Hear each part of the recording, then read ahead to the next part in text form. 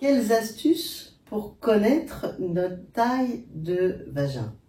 Non mais à quoi ça peut bien servir de connaître la taille du vagin? Encore une question de performance et de taille, Claudie. Me dis pas que tu rentres là-dedans quand même.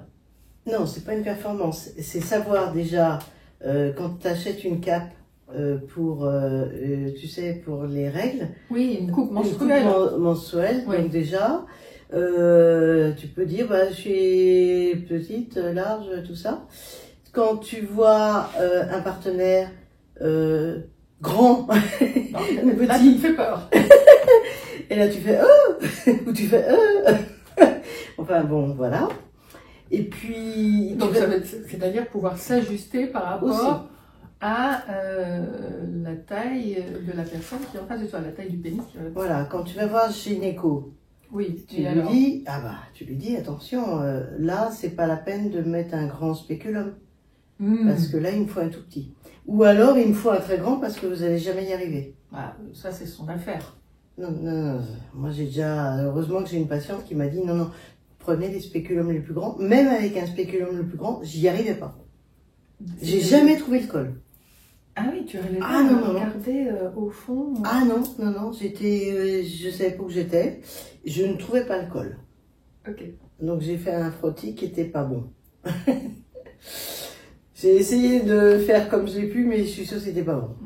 Et il y a aussi pour des contraceptions, comme les capes cervicales, qu'on trouve très difficilement parce que les gynécologues ont bien compris que il y avait très peu de demandes. Est-ce que c'est compliqué à mettre et à trouver sa taille d'ailleurs? Bah, c'est-à-dire que c'est la gynéco qui calcule la taille. Donc, il lui faut tout un matos avec plusieurs tailles et en fait, après, elle s'en sert pas. Moi, j'ai demandé à une gynéco d'en avoir et en fait, elle me dit, vous savez, elle n'y arrive pas à les mettre. Hein. C'est assez compliqué. Pourquoi? Parce qu'au moment de l'ovulation, bah, en fait, le col, il se barre. Et il va plus haut.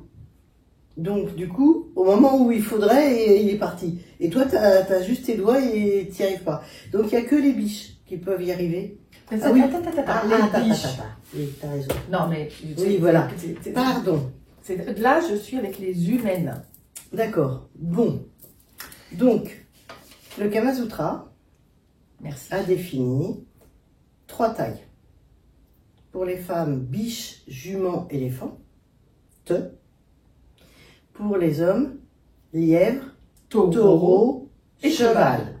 Cheval qui ne va pas avec la jument. Non, cheval, ça serait été trop simple. Cheval qui va avec l'éléphante.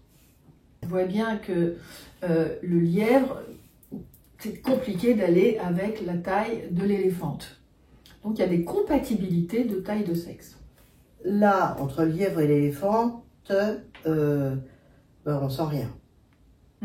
Ni l'un ni l'autre. Ni l'un ni l'autre, exactement. Par contre, cheval et biche, la biche, elle va souffrir tout le temps.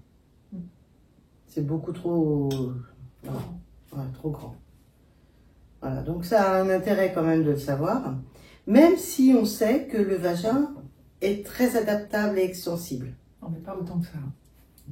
Bah, il y a un bébé qui passe, hein, donc... Oui, mais pas autant que ça. Non, mais c'est ça qui est super, c'est que heureusement que c'est extensible. Oui. Et adaptable. Voilà, parce qu'on peut avoir un partenaire qui est fin, pas très long. Voilà, on s'adapte, tout va bien, on n'a jamais mal, c'est parfait. Et puis on tombe sur un partenaire plus large, plus long. Il y a quelques périodes d'adaptation. Et puis si on revient au petit, fin, eh ben, on va mettre 15 jours, 3 semaines, 1 mois, mais ça va se remettre correctement. Donc, adaptabilité du vagin. Je reviens juste sur les capes cervicales et les diaphragmes. C'est en fait les gynécos qui voient la taille du vagin et qui en déduit la taille du diaphragme. Voilà. Sinon, comment on fait?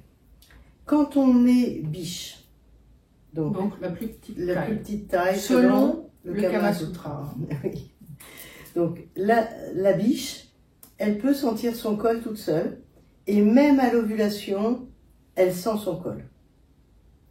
Dans la jument, qui est la taille au-dessus, Quand on n'est pas en ovulation, on peut sentir son col. Quand on est en ovulation, c'est hyper dur. Ou alors il faut avoir les doigts très très longs. Oui, mais en général, on est en rapport, je sais pas. En fait, j'en sais rien. C'est idiot ce que je dis. C'est idiot. L'éléphante, elle sent pas du tout son col, même avec des longs doigts. C'est-à-dire qu'elle n'arrive pas à sentir le bout, un petit peu comme le bout du nez. Parce que c'est ça, quand on touche le col, c'est un peu comme si on avait une petite sensation ici. Et elle n'arrive pas à rentrer suffisamment les doigts pour sentir le bout de son col, pas le bout du nez. Hein. Mais oui, le col qui a une consistance de bout de nez. Exactement. Et donc ça peut être intéressant à savoir. Voilà, c'est des petites astuces qui peuvent être utiles. Ou pas. Eh bien, on vous dit à bientôt. À bientôt. Ciao. Au revoir.